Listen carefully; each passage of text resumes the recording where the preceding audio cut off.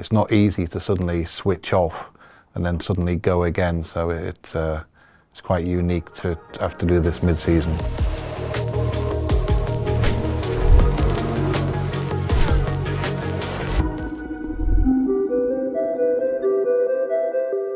The shutdown is a mandated 2-week break that all Formula 1 teams have to take.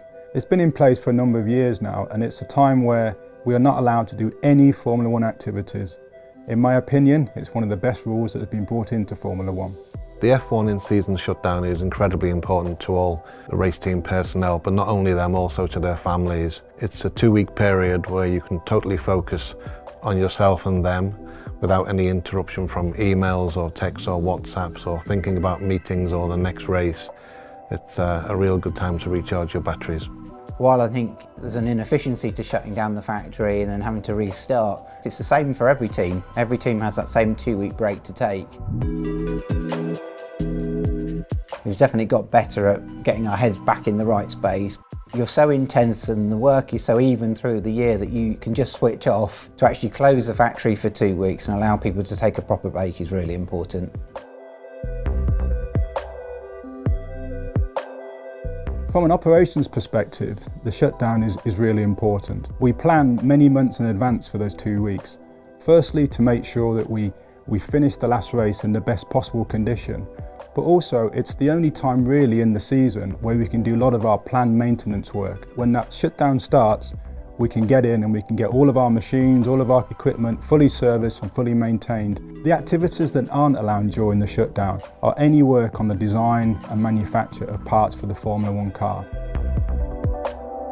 But I think in the sort of sense of trying to be creative, actually taking a break, resetting your brain, thinking about other things, quite often that turns into interesting new ideas you wouldn't have had before. So if something interesting comes to mind, then thinking, okay, maybe I can explore that mentally. For a lot of us, it's sort of a part of your way of life. You're constantly thinking about motor racing, whether you're at the circuit or whether you're at home. Before we break up for the shutdown, we have to ensure that all of the administration is covered for the next event. So we have a buddy system where we double check our work to make sure that we've ticked all the boxes. There's an old adage that you don't have to be perfect in Formula 1, you just have to be better than your competitors.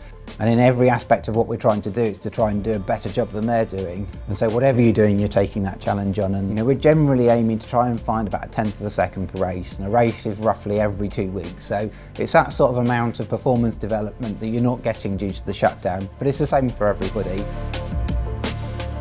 Some of the components we put on the car, maybe say a front wing that might take 6 to 8 weeks to develop. There's 2 weeks of that time that you've gone missing, so you've got to add that to your sort of development timeline of bringing stuff to the track.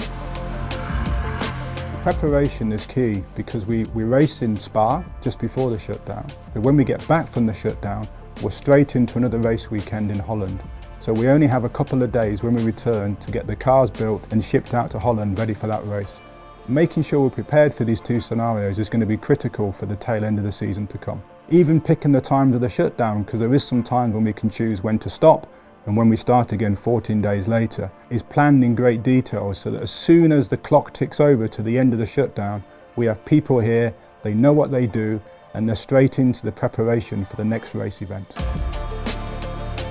During this 2023 season, we basically had a second shutdown because of the China's Grand Prix was cancelled. We were still allowed to work in the office, but at least it gave us some time to recharge our batteries.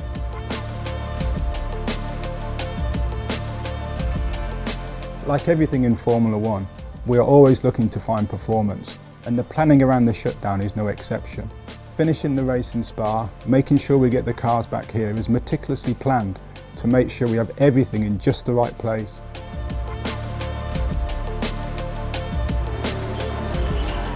Straight after the shutdown, we start to build the cars for the next event, which means all of the race team crew have to come into the factory, and we'll do several pit stop practices as well as building the cars for the next event to ensure that we're sharp and ready to go.